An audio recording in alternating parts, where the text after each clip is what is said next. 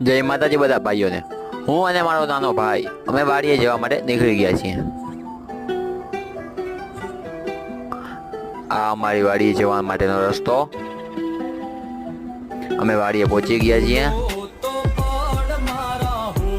ઓહો, તડકો જો લાગે છે। હાલો આપણે છાંયા વયા જાય। અમે આવી ગયા સામે મારા મિત્રના ફાર્મ હાઉસે।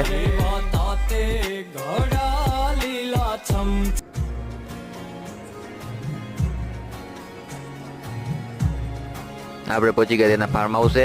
ત્યાં થોડાક ફોટા પાડ્યા, ત્યારબાદ થોડીક વાર હિંચાઈ ગયા અને બેઠા।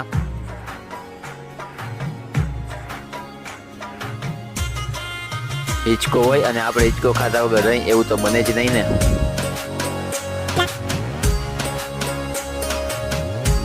ત્યારબાદ અમે ઘરે જવા માટે નીકળી ગયા।